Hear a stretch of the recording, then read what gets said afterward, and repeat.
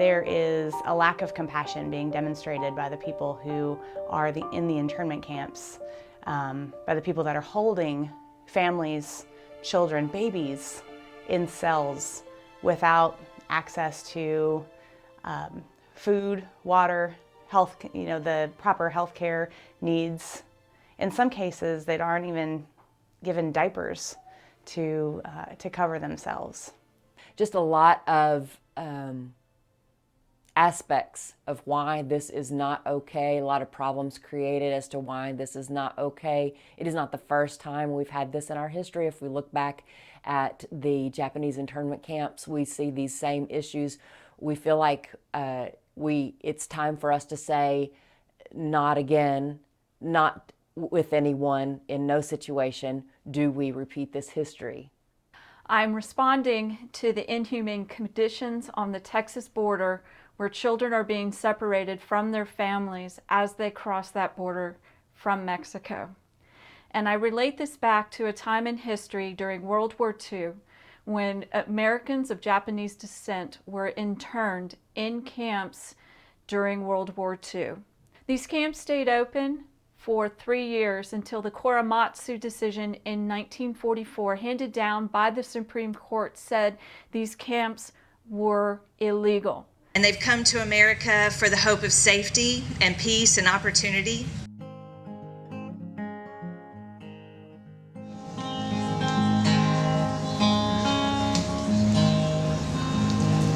How many roads must a man walk down before you can call him a man?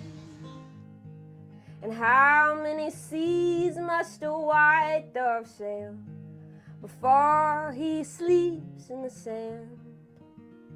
Yes, and how many times must the cannonballs fly before they're forever banned? The answer, my friend, is blowing in the wind. The answer is blowing in the wind. The AP has just broken some new news. This has just come out from the Associated Press. This is incredible. Trump administration officials have been sending babies and other young children. Oh, hold on.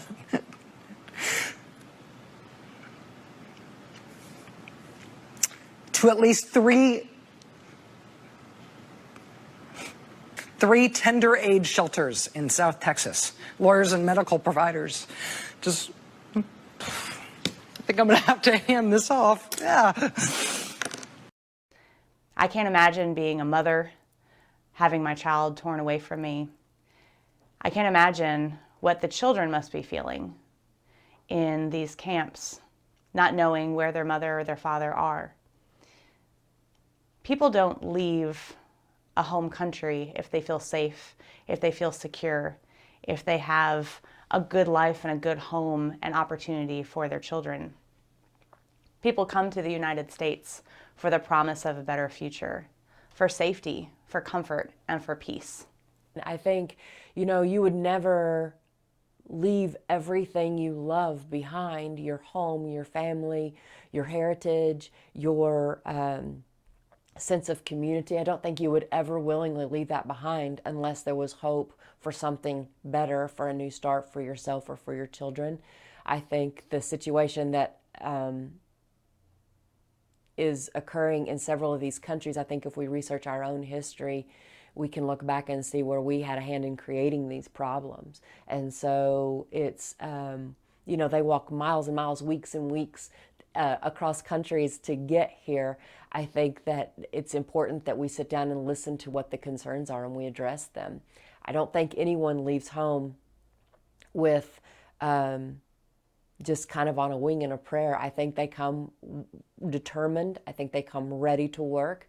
I know immigrants myself. They're some of the hardest working, best people, most patriotic people I know. They're so grateful to this country for giving them an opportunity to make a better life.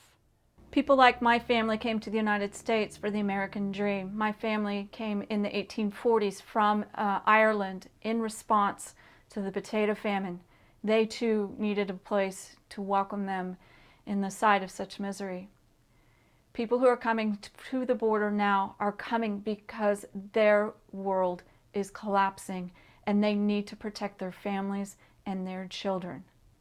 They have also embraced the American dream, and they've become patriots before even stepping foot over the border. We have an obligation to do better by them than we currently are.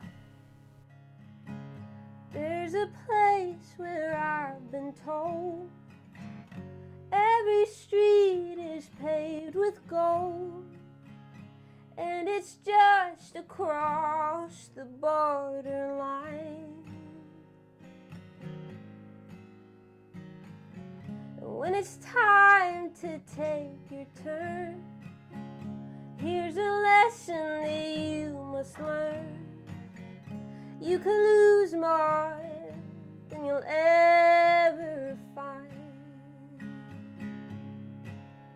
When you reach the broken promised land, and every dream slips through your hands, then you'll know that it's too late to change your mind. 'Cause you paid the price to come so far, just to wind up where you are, and you're still just across the borderline.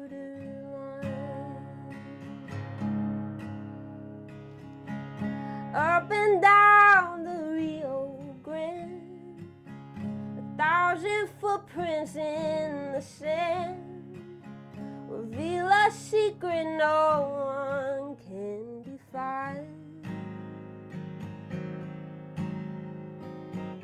The river flows on like a breath, in between our life and death.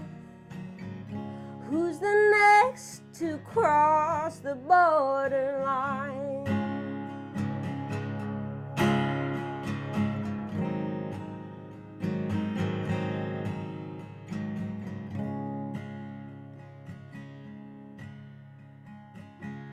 Hope remains when pride is gone, and it keeps you moving on, calling you across the borderline. And you're still just across the borderline. 'Cause you paid the price to come so far, just to wind up where you are, and you're still. I wish I knew what was going to happen after this. I would love to see families reunited. I would love to see those camps closed. I would love to see us address immigration in a way that does not compromise the humanity of any person that's trying to migrate here to the United States in good faith. I would love to see us address the issue with regard to infrastructure. I would like to see more judges. I would like to see more courts opened up, more clerks to follow the paper trail.